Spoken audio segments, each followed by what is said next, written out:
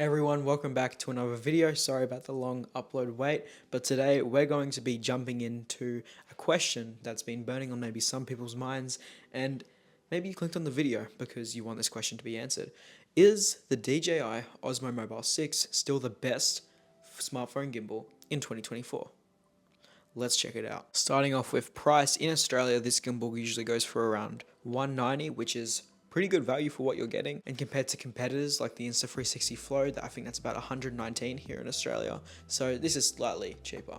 Later in the video we'll compare this with another popular gimbal, the Insta360 Flow, but for now let's focus on this and dive into all the features. First of all, it has free access stabilization, which is great for capturing that smooth footage, so I can come over here and move my phone. It stays smooth, pretty cool. It's also really compact and easy to set up and really light as well. It comes in at about 300 grams, which is super light. Mixed with a phone, depending on what phone you have, it might be a little heavier, but I'm using an iPhone 13 mini here and it's not heavy at all. It's fantastic. Battery life is around 6 hours, which is fantastic because I don't really hold this for 6 hours straight. You know, I usually just use it a couple times throughout the day. Like if I'm doing a lot of filming in a day, like a lot of B-roll shots or just making things for Instagram Reels or TikToks or YouTube Shorts, it's fine. Like I can get this thing lasts like 2 weeks if I use it like a little bit per day. So the battery life is great. Like here we have this little rotation button. If we double click that, the phone will rotate.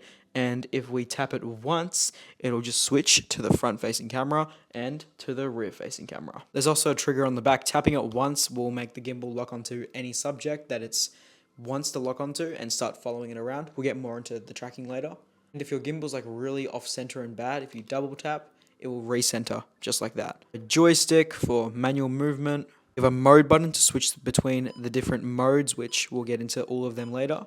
And that's just a quick little look on how to completely use this thing. Now, of course, in this video, I'll just be running over some basic things. I won't go fully in depth like all the secret app settings. Maybe potentially in the future, I can do like a full-on video, but I'll just see how this one does first. This is great for vloggers and like people that want to do YouTube videos just from their phone without bringing a camera along with them. And it's also great for maybe social media influencers. So if you're creating things for social media, well, not really influencers, it depends. Like it can be used for anyone. Like I'm not really an influencer, but like I use this to create, and just mainly anyone in the world that just wants to like go out and do stuff and wants like a light option for their phone. This works on both iOS and Android devices, so you'll be fine. What's crazy is you can see very small, nice, thin design. This is the extension rod. I don't really like using it that much because it does feel very heavy and like kind of flimsy, but it is fantastic. Like if you're getting a shot coming along something, or you want to extend a shot to the ground, it's really great. This is also really great if you're filming a video for social media on your own, and I'll show you why. So if we come over here and screw in the built-in tripod, which comes with it, and we pull the legs out here, tap on the screen and turn gesture control on. I put it on follow and shoot, and now check out how cool this is.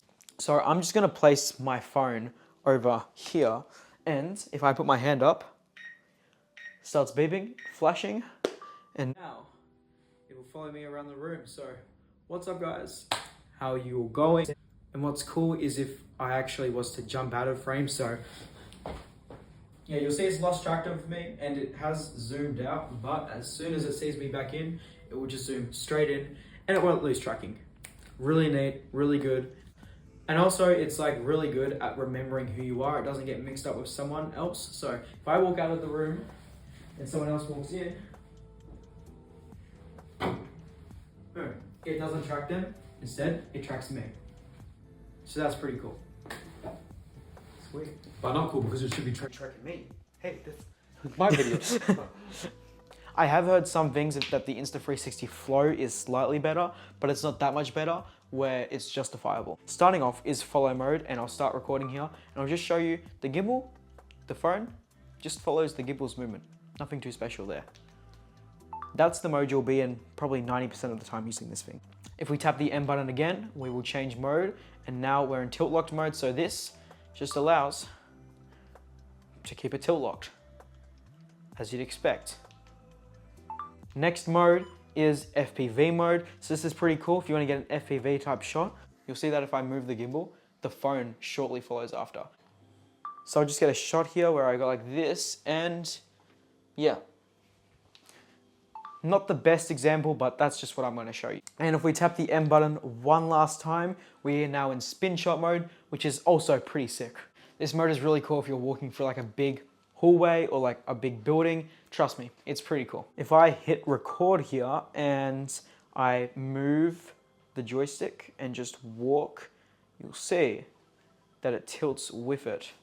If that's pretty cool. That's pretty cool. That's pretty cool. Now quickly jumping more in depth to competitors, I'll just be comparing this to a more popular option like the Insta360 Flow, like I was talking about before.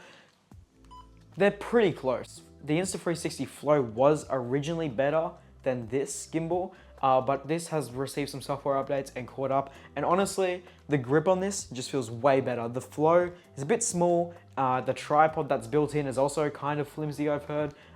So this, I mean, honestly, it's a little bit cheaper. This is probably the better option for most people. And DJI, you know, they have the care refresh and everything. They're a pretty trustworthy company, pretty nice. So definitely, I'd probably choose this gimbal. So if you're getting into smartphone content creation and want to create like nice, smooth vlogs and B-roll footage, I would 100% recommend this. And like I showed you before, the tracking is absolutely insane. And I just started screen recording on the phone. What's really cool is something called shot guides. So if you're a complete beginner to vlogging or something, this is pretty helpful. Go on the phone and I come up here, this little purple button up here, and I tap on that. It'll bring up this whole shot guides list, which has a bunch of options, and you'll see the shot list and everything. So I can scroll through all of this, and this is really great. So like I said, if you're a beginner trying to create like a cool video for Instagram or something, then this is cool. This is really nice. I've even used shot guides in some of my reels, and it does work pretty well.